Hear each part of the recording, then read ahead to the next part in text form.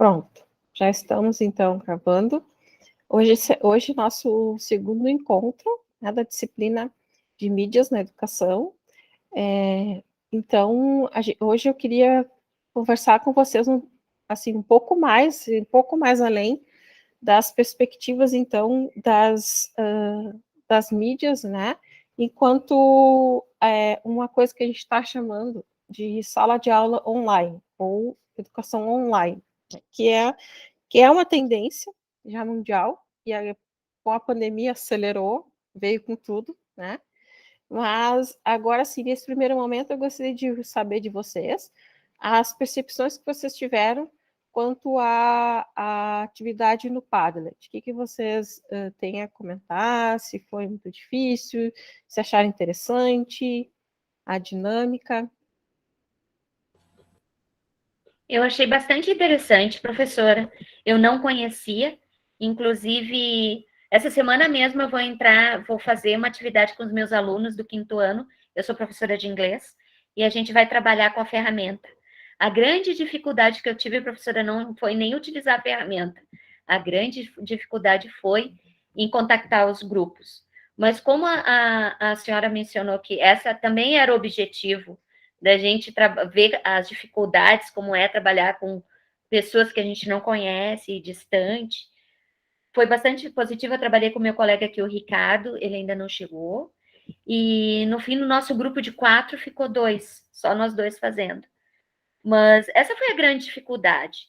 Eu estava com bastante ansiedade de fazer o trabalho, mas quando a gente teve aquela primeira aula meeting, foi muito boa para mim, porque me deu, assim, me tirou aquele peso, as tuas explicações me ajudaram bastante, assim, a entender qual é que era o foco da exigência, né, da atividade. Achei bastante produtivo, gostei bastante. E saiu bastante da minha zona de conforto. Não foi nada fácil fazê-lo, mas é o objetivo do crescimento, né? A gente sair da zona de conforto. Então, eu acredito que foi muito bom para mim. Eu apreciei bastante. Alguém gostaria de comentar mais alguma coisa? O pessoal pode estar se colocando ali no chat, né? Pode falar, Miriam, tudo bom? Miriam. Boa tarde a todos. Boa tarde, professora. Não, o nosso grupo foi bem tranquilo, assim, eu não conhecia o Mauro, que é de Santa Maria, mas conhecia a Renita e a professora Marta, e a gente fez uma interação, né? Gostamos muito de usar a ferramenta, então, quando um tinha dificuldade, o outro ajudava, né? A gente se trocava mensagem, mas como é que eu faço isso? Como é que eu faço aquilo? Tutorial a gente assistiu na internet de como é que fazia o uso da ferramenta também. Então, assim, foi muito legal. Nós gostamos, né?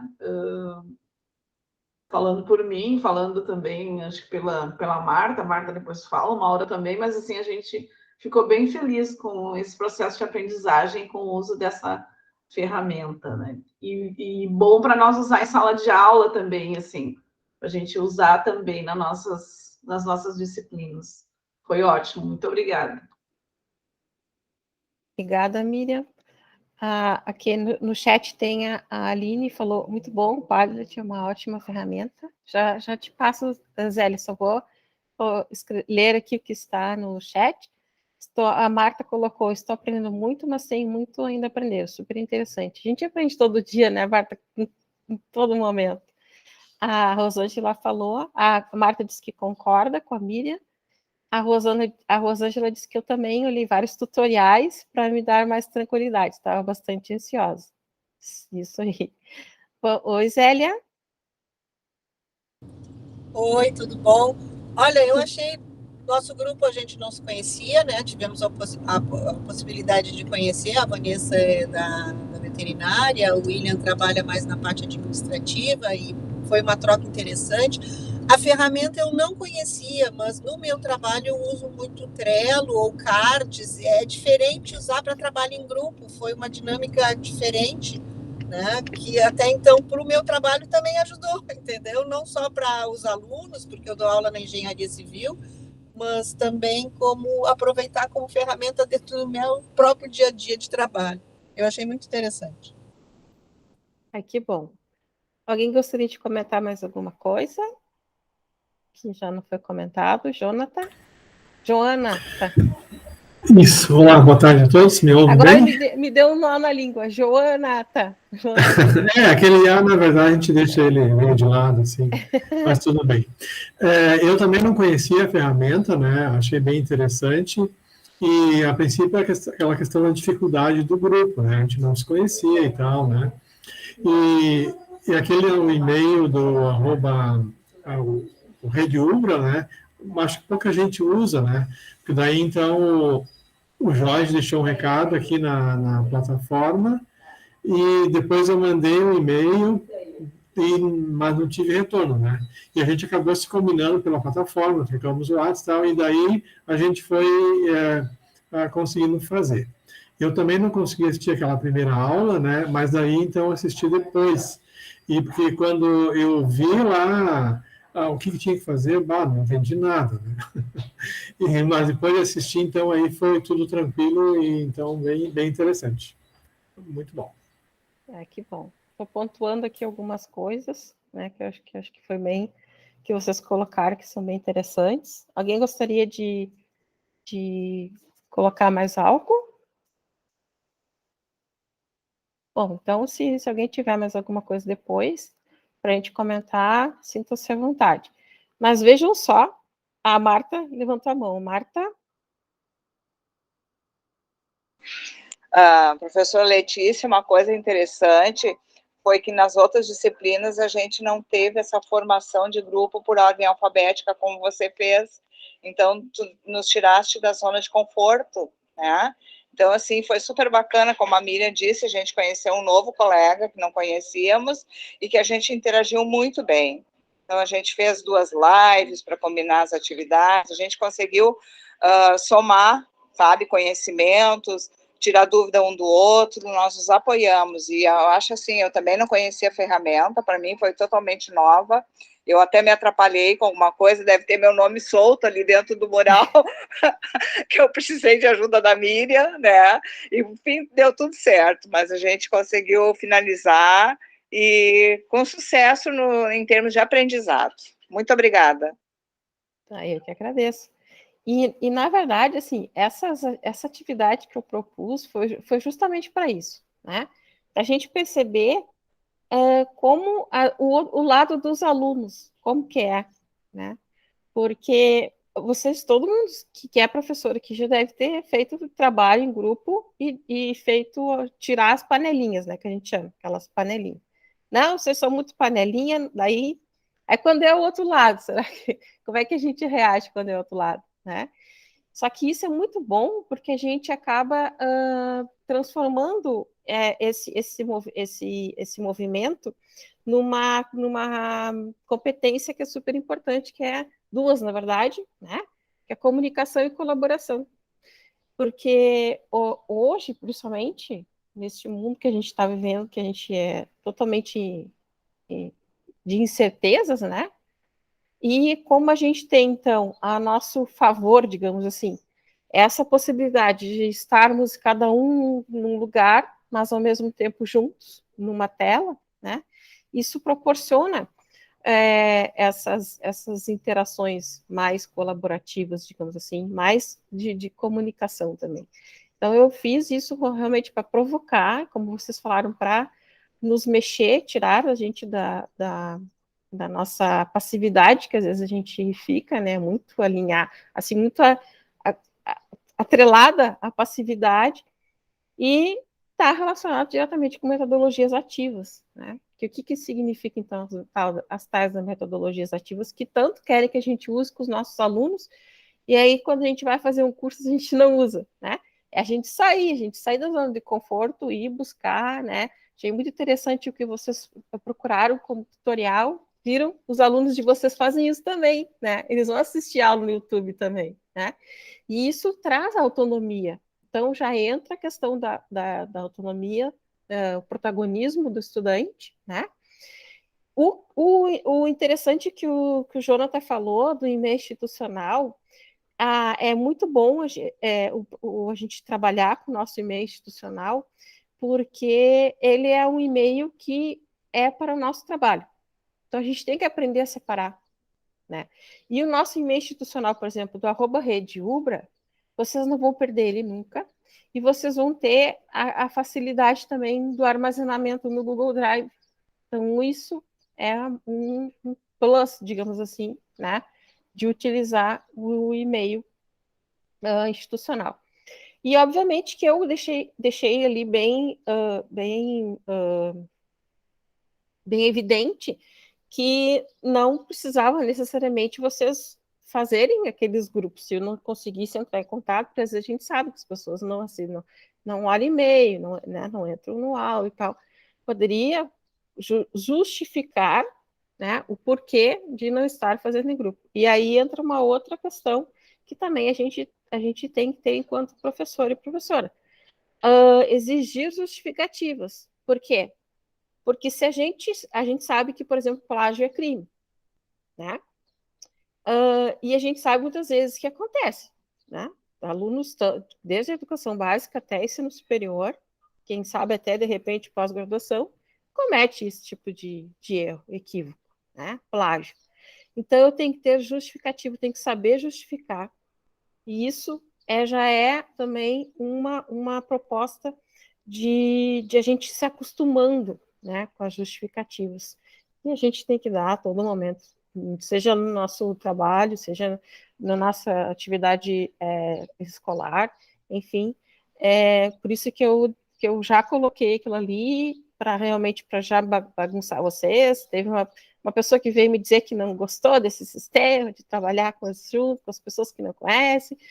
Aí eu digo, né, gente, se vocês não estão, né, ou vão estar professores e professoras, temos que trabalhar com todas as possibilidades, né, porque a gente vai encontrar todas as possibilidades. Então, eu acho bastante interessante esse tipo de provocação, né, por isso que eu sempre faço, que ela traz essa ideia, né, também de responsabilidade para nós, que a gente tem que ter, né?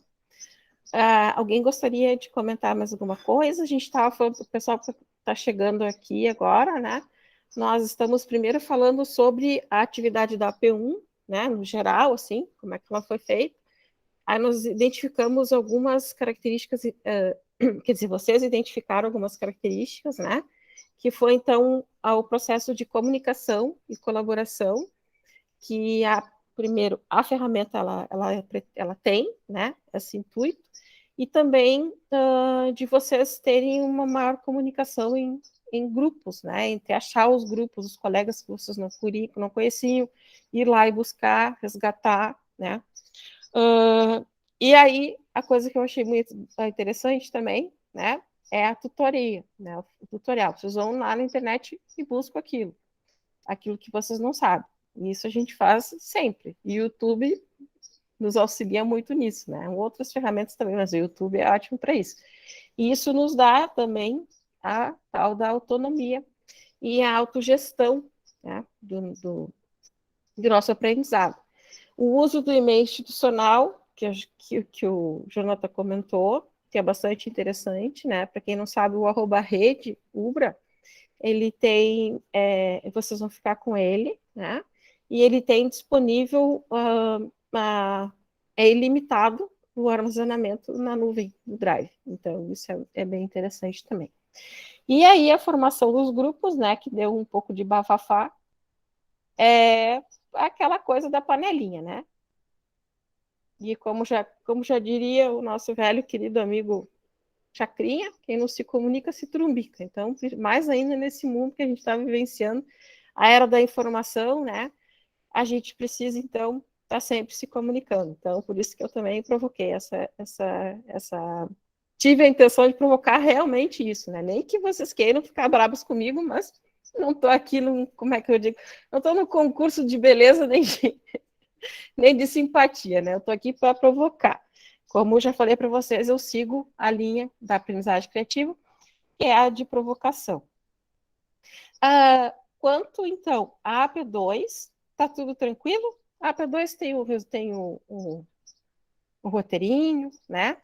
Também, se não conseguirem fazer nos grupos, indique a justificativa e pode fazer, então, individual, ou em dupla, ou com um colega, né, que tá na escola, está mais próximo, certo? Mas acho que a P2 não vai ter tanta... O bafo já baixou, né?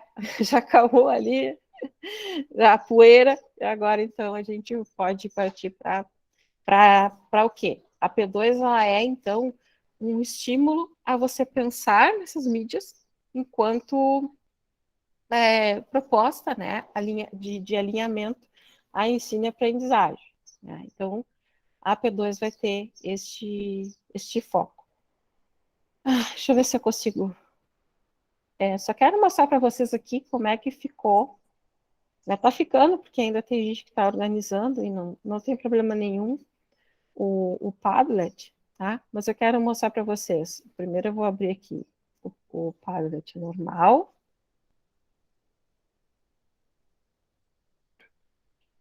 O normal, né? É a configuração que a gente conhece, né? Mas lembrem na aula passada que a gente pode baixar ele, né, em alguns documentos, como PDF, né? Então, se eu baixar como PDF, ele fica assim, ó. Parece um jornal. Né? E também ele já coloca os links, e eu posso sempre ir aonde estão os links. Para nós, né, ou para quem vai trabalhar com o Padlet como instrumento de avaliação, eu sugiro baixar ele em Excel. Uma outra, então. O Excel, ele fica assim, ó. A gente baixa e ele mesmo já organiza, ó, o assunto, o corpo do assunto, né? Por exemplo, aqui eu solicito alguma coisa que o meu aluno tem que pesquisar, que o grupo tem que pesquisar. Então, aqui está, né, o corpus de análise, digamos assim. Se tem algum anexo, o autor, né, e quem criou. Quem criou não, quer dizer, o horário e a data que foi criado, tá? E quando que foi atualizado. Então, é uma tabela que a gente depois pode trabalhar com aquelas tabelas dinâmicas, né? E aí a gente vai ter, então, aqui todos os resultados para fazer digamos assim, uma avaliação, né? Dentro, então, do que a gente quer avaliar. Então, acho que o Excel é bem interessante para isso. E é interessante que o Padlet nos dá essa possibilidade, né? Tem outros, como o Trello, por exemplo, acho que não, né? Se eu não me engano, o Trello a gente não consegue baixar em Excel, só em PDF, se eu não me engano. Mas o Padlet, eu sei que sim. Então, é uma maneira também da gente trabalhar com uma coisa que nós, né, docentes, temos muita dificuldade, que é a tal da avaliação. Como que a gente vai fazer a avaliação? Né? Então, é uma das sugestões, né, propostas, que é assim, digamos, bem aceita, né? Deixa eu ver aqui no aula. Atividade AP2. Então, vou compartilhar aqui a P2. A P2, então, né, agora que vocês já, então, verificaram, né, o que tem, o que não tem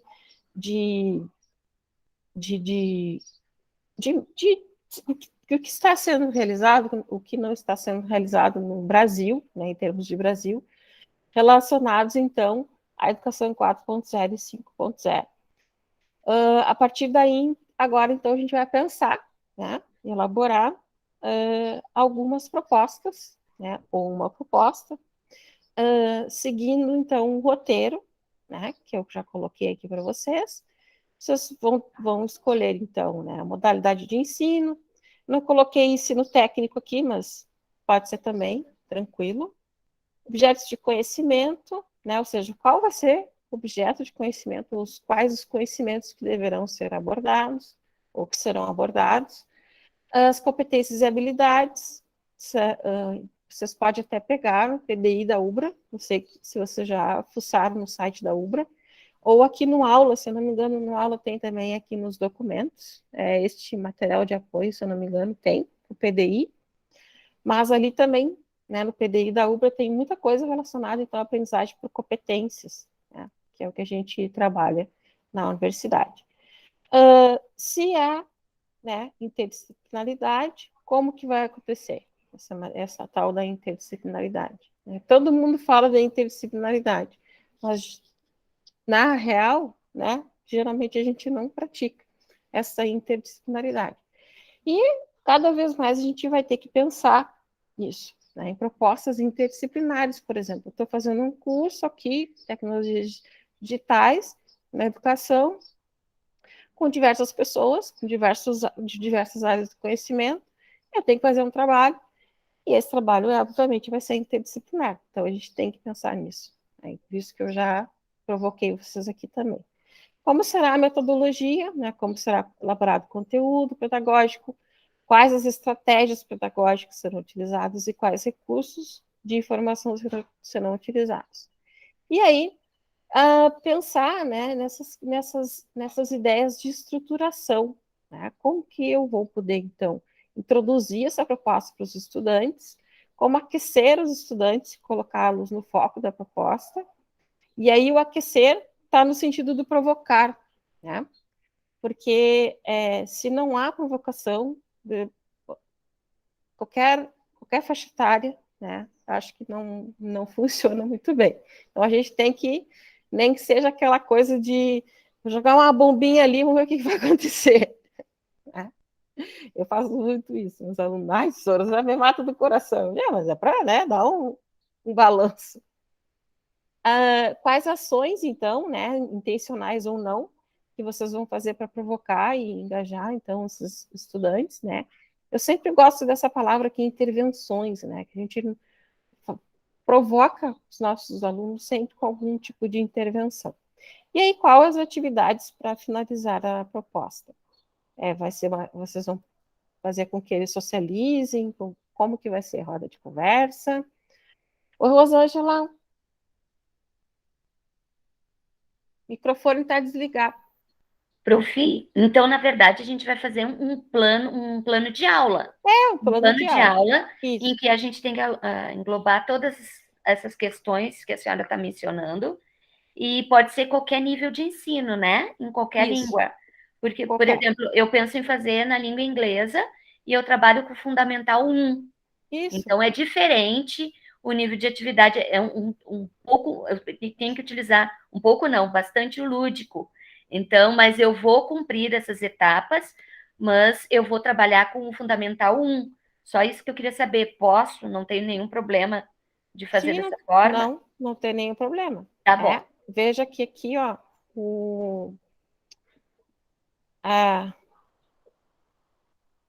meu Deus, hoje o tic-tac, aqui, ó, modalidade de ensino, a educação infantil, anos iniciais. Então né? Tá. Engloba o Se bobear, os meus alunos têm mais conhecimento que eu nas várias plataformas. Eles fazem chover. Com certeza, eles estão voando. Mas eu vou, então, entendi o que a senhora deseja. Obrigada. Tá, Fagner? Boa tarde. Professora, nesse quesito, deixa eu dar uma olhada aqui, das competências e habilidades. Competências e habilidades. Você estava falando daquele arquivo que tem aí no site do aula. São competências e habilidades voltadas para o ensino superior, aquela que você falava. Aí eu queria saber se a gente pode usar a BNCC no caso do nosso plano de aula, se a gente for fazer tipo para nível médio, fundamental. Exatamente, porque as competências e habilidades estão relacionadas com a modalidade de ensino, né? Então, se você for fazer um trabalho, um plano, planejamento, uma modelagem relacionado à educação básica, é a BNCC, né? Agora, se você... temos as diretrizes curriculares nacionais também para o ensino, para a educação superior, né? E nós temos, então, dentro de todas as universidades, elas têm também os seus PDI, né, que podem ser, então, colocados ali, certo? No nosso caso, como você já colocou aqui, a educação básica é a BNCC. Né?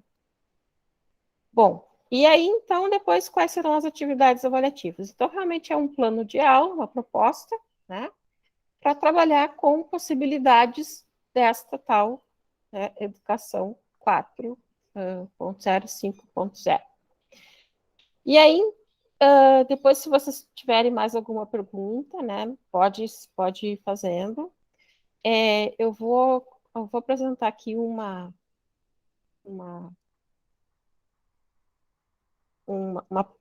que redundância, né? Apresentar uma apresentação. Eu acho que já mostrei para vocês, em algum momento, o Geniali, já conhece o Geniali. O Geniali, o próprio nome dele já diz, né? Ele é genial. E tem muita coisa legal ali para a gente explorar. E eu gosto muito dele para trabalhar com, por exemplo, trilhas de aprendizagem, né? E que trilhas de aprendizagem na verdade, é uma modalidade de estratégia pedagógica que a gente faz faz parte dessa premissa, digamos assim, dessas metodologias ativas. Porque as trilhas de aprendizagem você vai indo, né, digamos assim, ampliando o seu conhecimento ao longo do que você vai trabalhando, pisando nas trilhas, digamos assim, né, caminhando nas trilhas. Então, eu gosto muito do Geniali quando eu trabalho com os meus alunos para trilhas também de aprendizagem, também como apresentação. Então, para mim, ele é super, super bom, assim, para tudo, né? E nesse momento, assim, que a gente está ensinando na sala de aula online, né, a gente se faz muitas perguntas, principalmente o que é o normal, né? Muitas vezes eu falo assim, a pedagogia tradicional, o modelo de aula tradicional, né? Mas o que é, né? O que é? O que é isso? O modelo normal, né? O que é normal, ele muda de acordo com a mudança que ocorre nas sociedades. Concorda? Ele muda de acordo com grupos sociais. Ele muda de acordo com objetivos. Então, o normal não existe, na verdade, né? Ele é uma coisa que os seres humanos inventaram para determinada, digamos assim, leitura, né, de momento, enfim. Só que hoje o normal, a gente pode dizer, dentro da perspectiva de educacional, é você ter essa mudança, essa modificação de um modelo de aula, por exemplo, né? Até de um modelo de sala de aula, né? Mesmo que a gente hoje esteja voltando à presencialidade, nós tivemos uma ruptura muito grande nessa pandemia. Os alunas foram ficar em casa, os professores ficaram em casa. Nós usamos muitas telas, nós usamos muito as tecnologias, nós usamos muito os computadores. Como que a gente vai retroceder? A gente vai voltar para a sala de aula, né? E a gente vai retroceder? Então, são coisas assim que até nos remetem à mudança de paradigma que a gente vai ter que ter, certamente, né?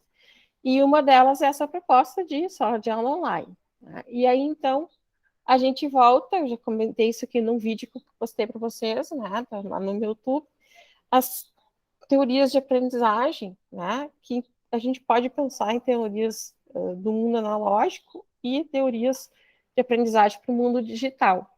Essas teorias do mundo analógico, né, o behaviorismo, que é então aquela coisa de a aprendizagem influenciada por estímulos, né, com enfoque então no comportamento observável, baseado em tarefas, né, entrega de conteúdos, instrução programada, né, o Skinner lá já dizia isso, né, as experiências repetidas, influência e recompensas e punições. Isso já não cabe mais hoje nesse mundo digital, né? O cognitivismo também, ele tem seus avanços, né? Mas ainda temos aulas expositivas com objetivos claros e foco na transmissão de conteúdos. Esse foco na transmissão de conteúdos é o nosso calcanhar de Aquiles, né? E aqui também a memória atua na codificação, armazenamento e recuperação das informações do conhecimento, né? Mas onde está aqui a autonomia, né, e a autogestão? Ainda não aparece. No construtivismo, até que ainda nós temos já alguma coisa mais interessante, né, que são atividades de investigação, né, ou atividades em investigações conduzidas por facilitadores e trocas de experiências, e o conhecimento prévio, então, sendo reconstruído pela memória numa relação direta com o desenvolvimento. Digamos que o construtivismo seria, então, aqui um elo, né, entre o mundo analógico e o mundo digital. Então, hoje, no mundo digital, a gente tem o conectivismo, de Siemens, né, que traz, então, a aprendizagem distribuída nas redes, né, por isso que, e potencializadas pelas tecnologias, trabalha com projetos, atividades interativas e convergentes em ambientes online, adaptação da memória para reconhecer e interpretar padrões a partir de diversas fontes de informação e conhecimentos que mudam rapidamente. Isso que vocês vivenciaram na AP1, né? Exatamente isso. E mais atual, nós temos a aprendizagem criativa, que eu já falei, eu acho, para vocês, no Mitchell Resnick, né? Ele traz, então, uma abordagem pedagógica que busca desenvolver conexões pessoais, na qual, então, o professor cria um ambiente propício ao estímulo da criatividade, imaginação e da colaboração, buscando despertar o interesse dos alunos. O Mitchell Resnick, ele é do MIT, né, dos Estados Unidos, e a ideia dele toda é voltada do jardim da infância para a vida toda, né? Porque no jardim de infância que as crianças elas têm a liberdade para criar, né? E depois, quando entra, não sei se foi a professora Rosângela que trabalha com os anos iniciais, mas quando entra já no ensino fundamental 2 e no ensino médio, já é podado, já vai para uma carreira assim, né? Parece aqueles, desculpem a palavra, burro de carga, né? Que não pode ir para o lado, tem que seguir só aquilo ali para passar no vestibular para ser alguém na vida, né? Como se eles nunca tivessem sido alguém na vida antes. Então, essa ideia do Resnick que eu acho muito interessante, e ele propõe, então, né, uma atividades, na verdade, para projetos, e ele chama os 4 P's da aprendizagem criativa, né? Você trabalhar por projetos, tendo paixão, ou seja, tendo interesse naquilo que está sendo aprendido, trabalhar com seus colegas, né, por pares, e pensar brincando. E aqui o brincar pode estar relacionado ao experienciar também. E aí nós temos, então, uma espiral da aprendizagem, né? Você vai imaginar algo, criar algo, brincar, ou experienciar, compartilhar, refletir, imaginar e voltar de novo para esse processo que ele é dinâmico, tá? Depois aqui eu tenho uma apresentaçãozinha, eu vou linkar para vocês, depois vocês podem dar uma olhada. Tem algumas ideias, né, que eu acho que a gente não sei se a gente vai ter tempo de verificar. Se tiver, a gente volta aqui. Então, as teorias de aprendizagem, elas também modificam, né, se modificam, ou como a gente pensa que aprende, né, ou pensa que as pessoas aprendem. Claro que isso é complexo, bastante complexo, né, não se aprende de apenas uma maneira, são várias maneiras. Então, por isso que a educação ela vem evoluindo, né? Então, nós tivemos uma educação tradicional, né, um ensino à distância, ensino à distância aqui no sentido daquele... eu achei muito interessante aquelas... como é que era? Instituto Universal Brasileiro, eu me lembro disso, que a gente recebia em casa uns cadernos, né? E aí respondia, mandava pelo correio. Aquilo lá já era, né? Ensino à distância. Depois veio, então, também os tinha uma telecurso, né? Tinha também no rádio. E assim foi indo, né? A Rosângela tá rindo lá. Eu me lembro, não sei quem foi que fez lá em casa, mas eu era pequena, mas eu me lembro. E isso também é interessante, né, a gente verificar, porque aqui a gente já começa a vincular, né, a uma separação física, não propriamente estar numa escola, né? Aqui a gente já começa a ter uma ideia de uma escola sem paredes, como hoje se fala tanto, né? Mas veja só, na década de 70 já tínhamos isso, né? E aí a gente ainda tem uma coisa que é uma educação centralizada no conteúdo e unidirecional, né? De uma pessoa para outra, né? E não há, então, uma complexa interação. Mas, mesmo assim, aqui já é o primórdios, né, do ensino à distância. Essa educação tradicional, nem vou falar, porque é aquela coisa do professor transmissor de conhecimento, né, o poder, e o aluno apenas elemento passivo em sala de aula. Até tem um vídeo que eu mostrei para vocês que, com alguns tipos de educação, 1, 2, 3, 4, 5 zeros. Aí, a educação à distância, a AD, propriamente dito, que a gente conhece hoje, que está sendo remodelada, né? Também consiste em utilizar as tecnologias da internet, olha só, daí já começa a pensar nas tecnologias da internet, a gente já está, então, para um passo para online, né? Totalmente online, para propiciar um amplo conjunto de soluções que objetivam servir de suporte para a aprendizagem ocorra. Vai além dos paradigmas tradicionais de ensino, né? Porque não é telecurso, não é na televisão, não é no rádio, né? Não é por o folheto, né? É pela internet, então a gente já tem aqui a interação constante entre as pessoas, porque aqui nós temos, então, a proposta das redes sendo formadas através das tecnologias de informação, as TIC, né? Tecnologias de informação e comunicação. A possibilidade de atualização, armazenamento ou recuperação, distribuição e compartilhamento instantâneo da informação e superação dos limites de tempo e espaço. Eu posso estar aprendendo a qualquer hora, a qualquer momento, onde eu quiser, em qualquer dispositivo que eu tiver e que eu puder. Enfatiza a construção e socialização do conhecimento, né? Por isso que a gente provoca vocês para fazerem trabalhos em grupo, pode ficar bravo com a gente, mas isso é interessante porque possibilita a conexão e potencializa a liberação do polo de emissão, ou seja, potencializa a autogestão do conhecimento, potencializa que eu tenha que seguir a minha trilha de aprendizagem, por exemplo, no aula, para eu concluir o 100%.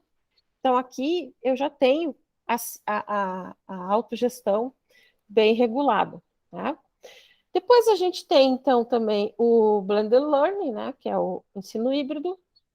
Hoje é o que a gente mais vai ter, né, atualmente. Tem uma ligação, né, entre a sala de aula presencial e a sala de aula à distância, momentos em que você vai para uma sala de aula, momentos que não, mas também é uma estratégia, né, que ela permite uma interação com diversas possibilidades, trabalho em campo, uma pesquisa no museu, o museu pode ser um museu virtual, então são várias possibilidades que eu tenho aqui neste ensino híbrido. Ensino híbrido já diz, né? Híbrido, é misturado, né? Então aqui é uma coisa bem interessante também. A gente tem agora, então, essa ideia de uma educação online. Então, significa aprender totalmente online, né? Por exemplo, aqueles MOOCs, não sei se vocês já fizeram alguns, em que você não tem interação nenhuma com o professor, né? Você fica trabalhando dentro de uma plataforma também, mas há interação, né, com as pessoas, obviamente. Mas você é o agente do seu conhecimento, do seu processo de aprendizagem.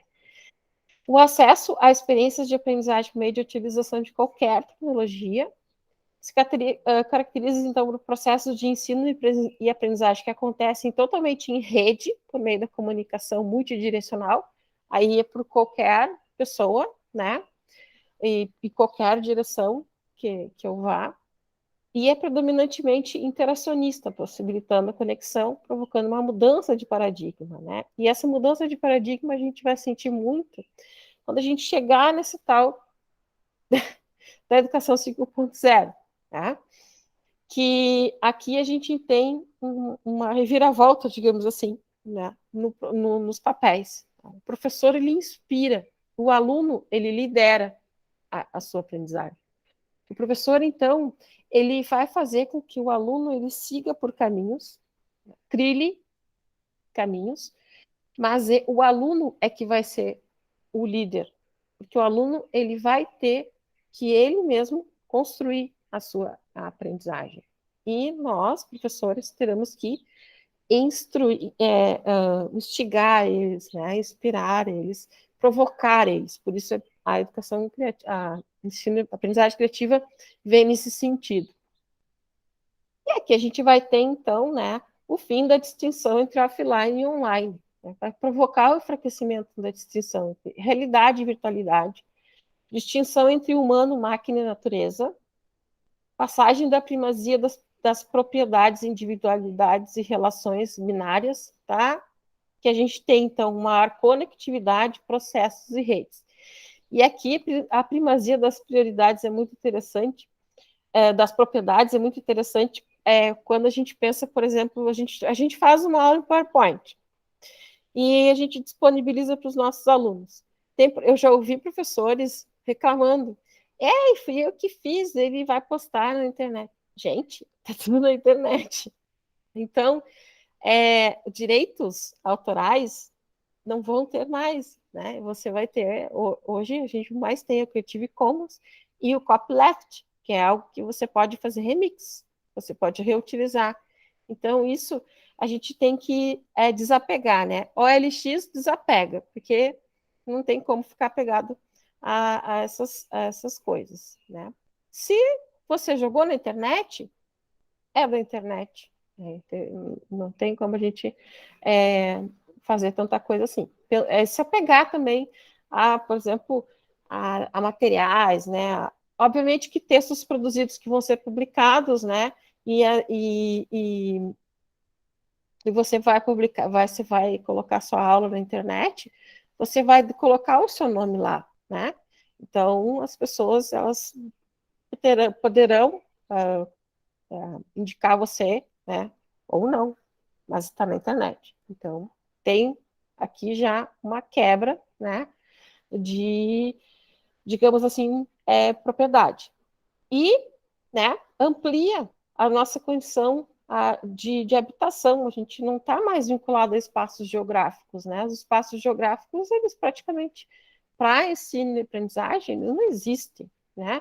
Porque a gente tem, então, hoje, espaços digitais em rede, constituídos, então, pelas vias de comunicação, né, da internet, que vai ligar inteligências diversas, né? E vai trazer aquilo que o Pierre Levy fala, que é a inteligência coletiva. Tá? A minha cabeça pensa junto com a da Miriam, pensa junto com a da Rosângela, do Jonathan, da Maria, da Marta, do Fagner, do Mauro, e a gente vai construindo uma coleção, né? uma inteligência, uma coletividade. Meu Deus, hoje assim, sério, tico-teco. Vamos construindo em rede a nossa inteligência coletiva, digamos assim. Né? E aí a gente pergunta, né? Será que a gente está preparado para isso? Né? Não sei, a gente está estudando, né? A gente está tentando achar este caminho aí. Qual é, né? Qual será? Então vamos para mais um nível para a gente poder entender um pouco sobre essa coisa do OLX que eu falo, desapega, né? Onde está o meu quadro Giz, pelo amor de Deus? Alguém está muito apegado, e alguém vai ficar muito apegado ao seu quadro e ao seu giz, né? Mas hoje ele já não sei se faz sentido, né? Para muitas coisas. Então, por exemplo, o nosso quadro e o nosso giz, ele está online, ó. Por exemplo, o Jamboard, né? Vocês conhecem o Jamboard? O Jamboard, ele essa é uma plataforma, né? É uma extensão do Google, né? Google Jamboard, em que ele então, você cria aqui, você clica aqui no maisinho, sempre o Google, ele tem esse layout. Quando tem um mais, você já sabe que é alguma coisa para fazer novo. Então, você clica no mais ali, e aí tem uma tela, né, em branco, que você pode, então, escrever, quem sabe escrever bonito, que tem uma, né, blá, blá, pode inserir figuras, tá? Pode fazer uma foto.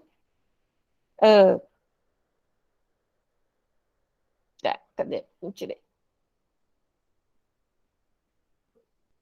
faz uma foto, insere. Vai demorar um pouquinho.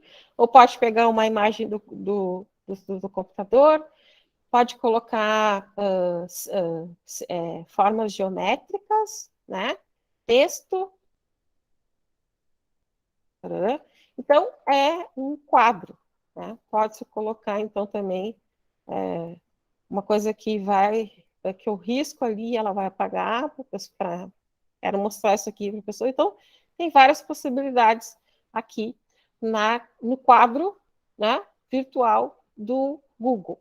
Temos outros tipos, né, de quadros virtuais que têm muito mais atrativos, digamos assim, né? O Microsoft Whiteboard, ou eles chamam também de lousa digital, né? Também é bem interessante. Eu não vou abrir aqui porque ele é pesadinho, tá? Só vou dizer isso para vocês, mas você já sabe que tem, e pode baixar para o computador também e apresentar na tela, como a gente faz aqui no Meet. Tem essa outra lousa virtual online também, mas eu adoro e amo essa aqui, tá? Que é o Classroom Screen, né? A gente vai, então, vamos entrar, eu já tenho o meu, a gente pode se cadastrar também com o Gmail, né? E aí, aqui eu tenho a minha tela e eu posso colocar os alunos aqui dentro, né? Posso colocar aqui, posso chamar eles, deixa eu botar em português. Cadê o Brasil? Ah, não, é P. P de português. Vocês viram que os portugueses estão furiosos com o Lucas Neto? Os, os jovens lá estão falando português brasileiro, estão ficando furiosos. Bom, enfim, aqui a gente pode mudar, pode mudar a tela de fundo, né? Pode mudar, botar uma figura, pode fazer, vou botar esse bichinho aqui. Só que foi o gatinho, que amor, tá? Só que eu posso mudar o layout. E aí, eu posso enviar o link para os meus alunos, tá? Opa. E aí os alunos todos podem entrar aqui dentro.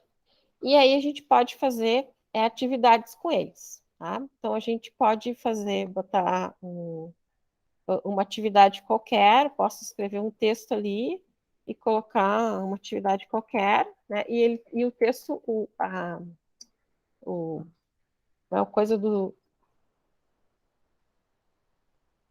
o editor de texto dele é muito bom, né? Porque ele tem várias possibilidades, vai colocar link e tal. Então ele é bem interessante. E aí a gente vai e pede para os alunos fazerem essas atividades, né? Pode botar várias atividades aqui. E aí você pode botar um cronômetro, por exemplo, ó. A atividade, vocês têm 10 minutos para fazer essa atividade. Aí eles vão contando, né?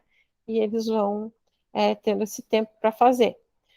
Também tem o cronômetro, outro tipo de cronômetro, tem o relógio, que pode ficar, aí eles vão ficar acompanhando, né, também. Tem o calendário, essa atividade vai ser, eu vou colocar hoje, vocês vão fazer e vão entregar amanhã, dia 24. Né, isso pode ser feito também. Então, ele tem várias outras coisas, né? Vamos fazer um jogo, né, em grupo, e aí vamos sortear. Aí tem os dados, ó. A gente joga o dado, e aí, ó, aparece ali o dado, né, com o número que a gente quer. Então, eu acho muito legal, né? Essa lousa aqui, interativa. E tem essa outra, o Whiteboard Chat, que também permite a interação, né, do professor com os alunos. Tá? Essas outras não, tá, gente? O Jamboard, sim, tá? O Jamboard esse Classroom Screen e o Whiteboard a gente consegue colocar os alunos junto ali, trabalhar todo mundo junto, tá? Bom, agora então a gente vai para outra ideia, que é uma das propostas também para trabalhar com educação online, que são os ambientes imersivos, né? O que são esses ambientes imersivos? São cenários de realidade virtual, né, de realidade aumentada, em que você coloca lá, né, uma atividade para os seus alunos e eles podem trabalhar, né, dentro de um laboratório virtual, por exemplo, né. Aqui, então, tem uma reportagem da Universidade Americana cria sala de aula imersiva com ambientes virtuais, tá? Tem um ambiente virtual que eu gosto muito, deixa eu ver se está aqui. Esse aqui é roteiro para atividade. Onde é que eu botei?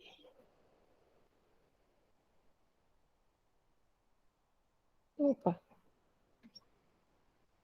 Aqui, ó. Este site, como o Space, ele é um site muito interessante, que a gente pode organizar ali a nossa sala virtual, né? É um ambiente imersivo também. E ele, assim, ó, no começo, ele parece que é bem difícil, tá? Só que a gente tem que ir treinando, né? Eu ainda estou treinando ele, mas eu ainda vou chegar lá e dizer para os meus alunos, ó, entre ali na sala e façam isso. Então, vou entrar, né? Eu sempre entro com a minha conta do Google, que é o mais fácil, já está aqui.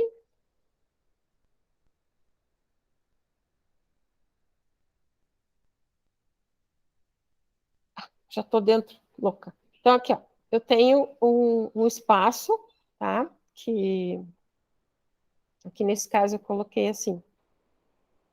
A gente pode permitir para quando a gente entrar lá, a gente já entra com a nossa câmera e a nossa imagem, tá? Vamos entrar.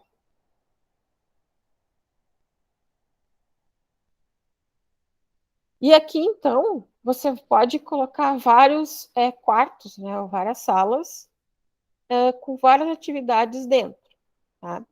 Então, por exemplo, aqui eu vou ver o que tem dentro dessa aqui. Ó, já entra com uma campainha. Sim, eu entrei na sala, né? E aí eu já, no início, já dou bem-vindos, né, ao espaço.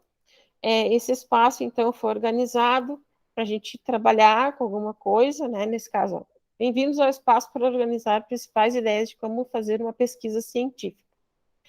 Aí, como é que eu ando, né?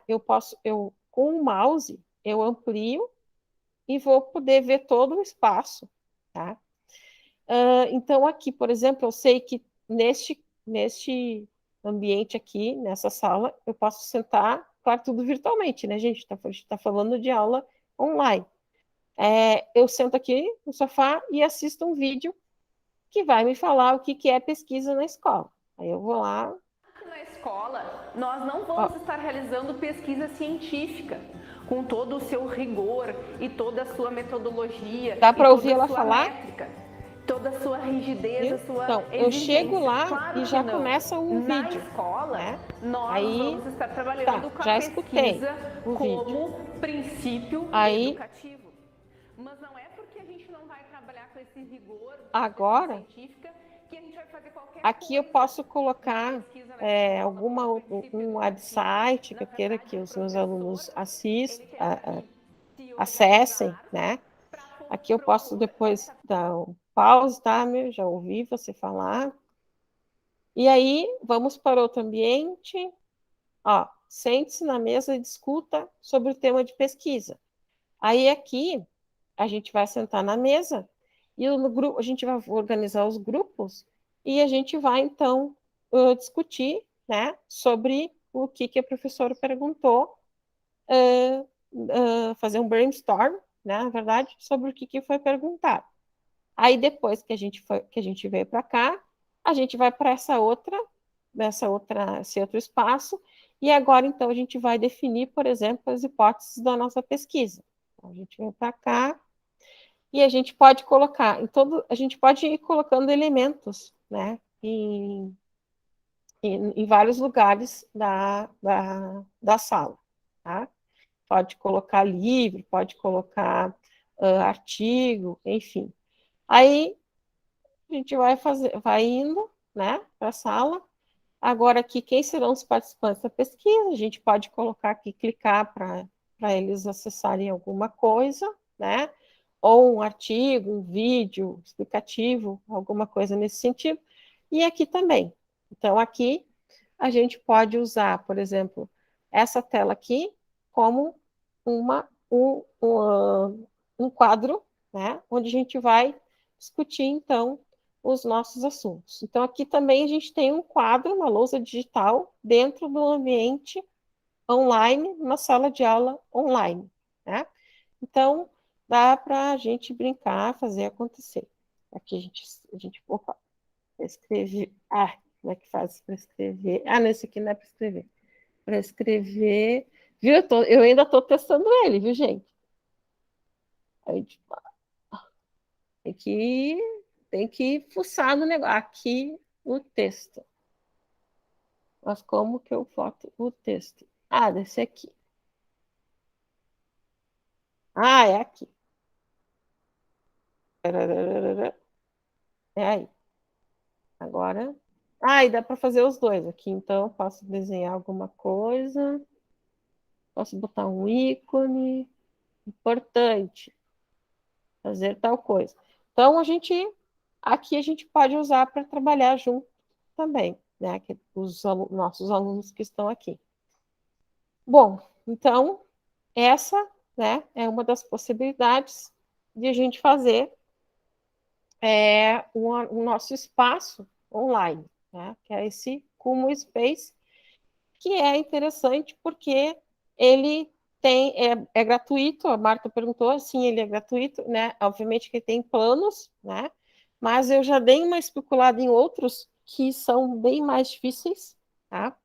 Esse eu achei estou achando mais fácil, assim, e já estou penando, né? Tem que ter tempo, gente. Isso aí é uma coisa bem que a gente tem que estar ciente, tem que ter tempo para mexer ali, né? Mas vale a pena, né? Porque a gente pode pensar em várias estratégias, né? Para trazer atenção e, ao mesmo tempo, distração para os nossos alunos, para que não fique aquela coisa maçante, né? Então, é bem interessante usar esses ambientes imersivos, né? E aí, a gente tem uma coisa, né, que é a facilidade de acesso à internet, hoje cada vez mais, obviamente que a gente sabe que tem locais e escolas, por exemplo, que não têm acesso, mas quando se tem, a gente pode, então, usar a internet como recurso educativo. Por quê? Porque o conteúdo está ali, só que a gente tem que ter alguns cuidados, né?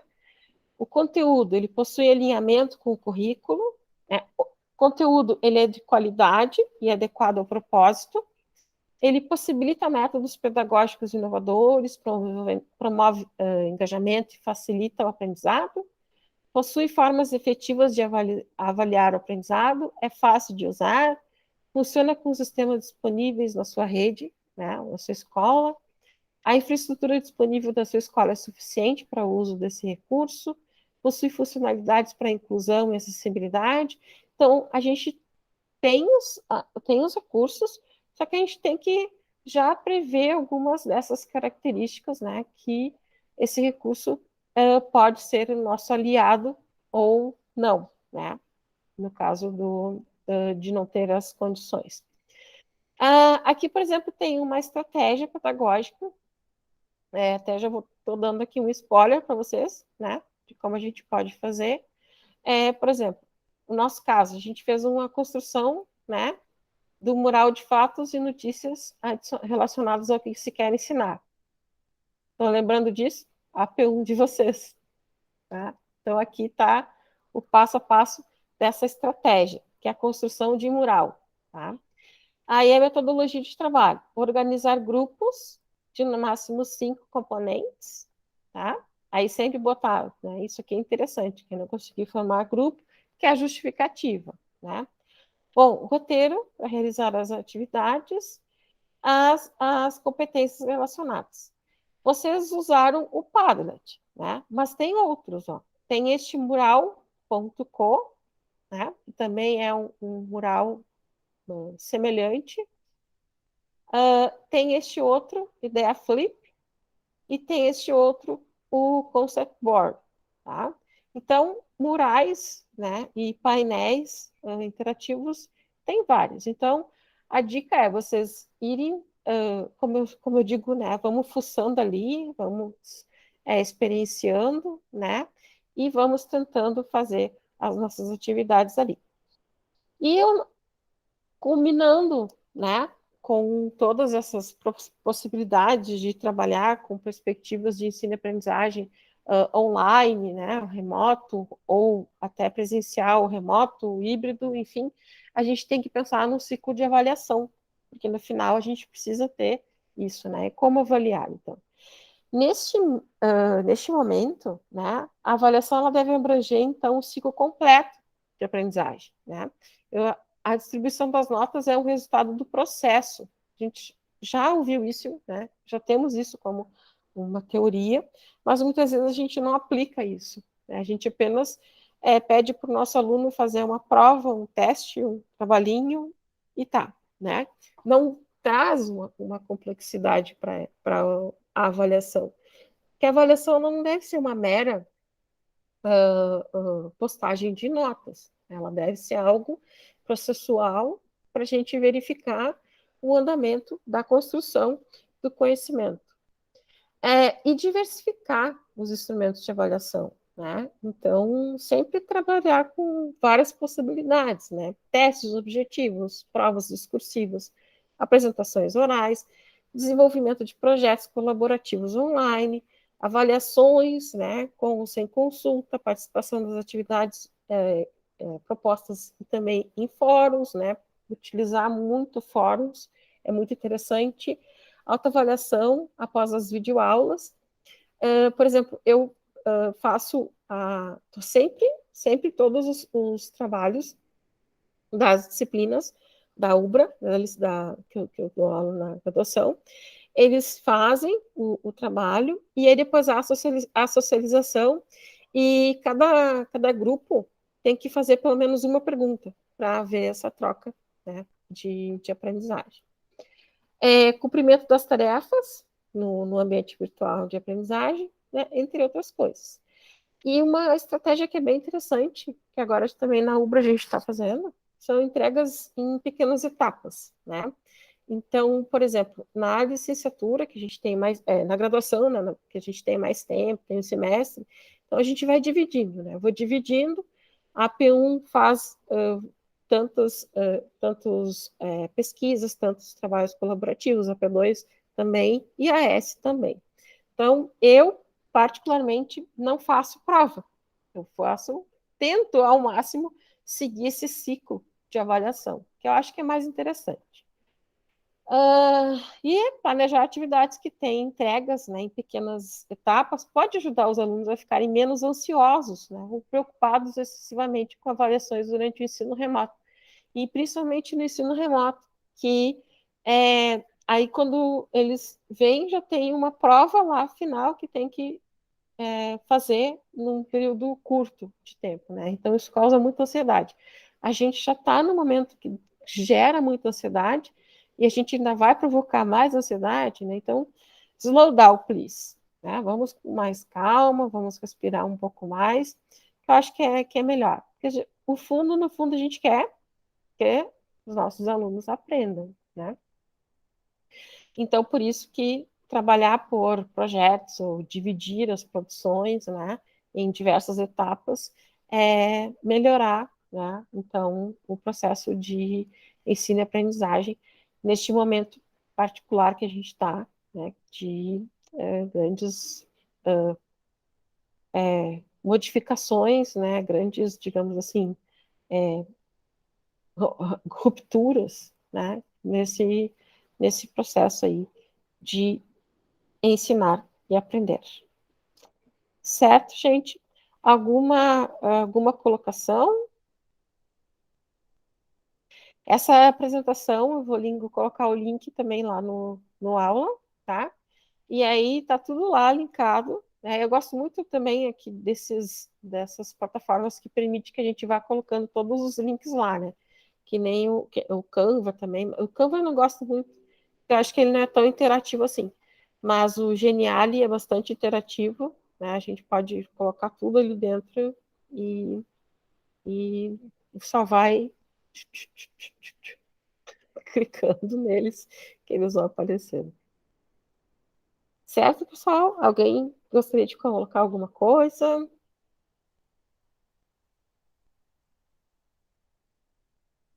Não? Zélia?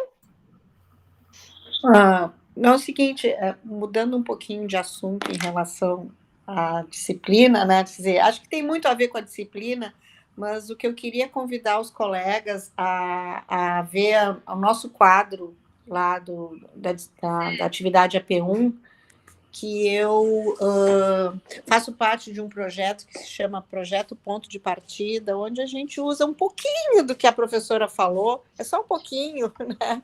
Não é tão amplo, e tem um e-book grátis onde a gente faz um projeto lúdico didático com o pessoal da graduação da Engenharia Civil de diversas universidades. E tem um site do projeto, e eu gostaria que vocês pudessem conhecer. Tem um livro que dá para fazer download, para conhecer um pouquinho. Engenharia é uma coisa tão exata, né? E a gente está buscando uma forma nova de aprendizado, só para enriquecer um pouquinho. Ah, que legal, Zélia. Isso é legal, porque a gente tá. Todo mundo tem o link, né? Por isso que eu até quis fazer com um link só, para vocês também conversarem e olharem as propostas dos outros colegas, que isso é colaboração também, né?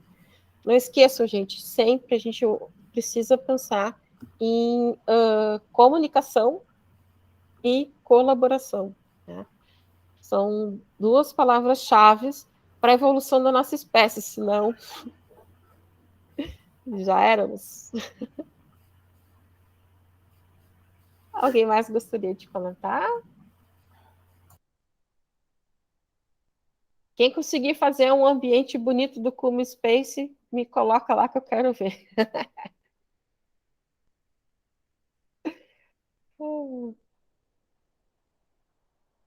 Então, vou parar aqui esta gravação, né?